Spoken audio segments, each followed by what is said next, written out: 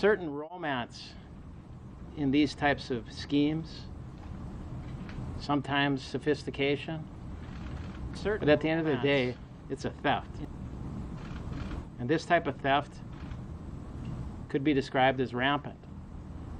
There's about 8,000 items of art or cultural property on the FBI's national list. These types of offenses not only deprive the owner of the property, but all of us.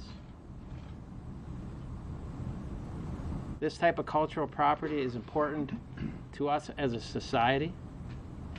It reflects our culture. It holds our memories. It reflects our values. And that's why you're all here today, focused on what's behind the curtain. It reflects our values. Why you hope that I stop talking. But I also want to urge the public for their assistance in helping our investigation move forward. As the SAC noted earlier, public, there's information out there that could help this investigation move forward. And you'll see in the press release, this affects a number of jurisdictions, and we hope that people come forward and provide us additional information so we can reach that next step of this particular case. With that, I'll introduce Chief Johnson. Good afternoon. Thanks for coming to this very rainy afternoon here in Minneapolis to listen to a few words. But you know, after the rain comes what? The rainbow. And someplace over the rainbow, we might have the ruby red slippers. 13 years ago, the ruby red slippers were stolen in the middle of the night from a museum in the south end of Grand Rapids. Our police department followed up on each and every lead that we received over the years. Everything from they are nailed to a wall in a roadside diner in Missouri to they're at the Smithsonian Museum in Washington, D.C.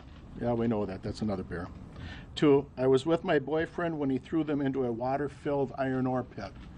That narrows it down. We've got a lot of iron ore pits up in northern Minnesota.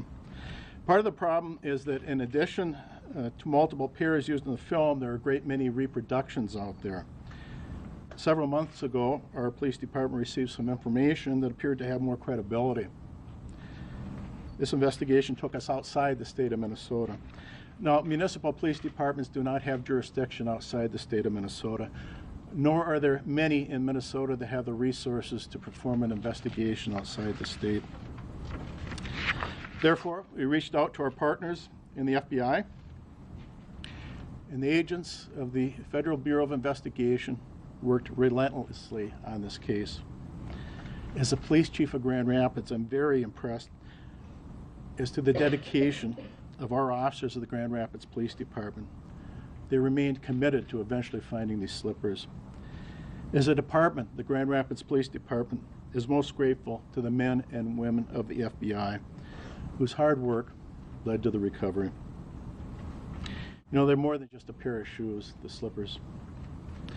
They're an enduring symbol of the power of belief. And I know I speak for everyone in our Grand Rapids community when I say that we are very, very pleased that the public, again, has a potential opportunity to view this piece of Hollywood's most treasured piece of our nation's film history. Thank you.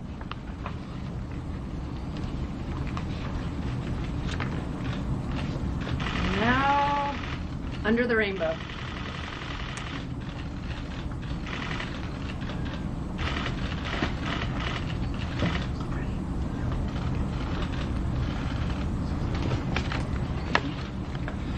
Alrighty, folks, with that, thank you. We're going to take some time to set up a couple of lights over here to get you a little better shot. If you need to reposition your cameras or anything, feel free to do so now. Thank you again for coming. I'll be sticking around here with any follow-ups you may have. So thank you again.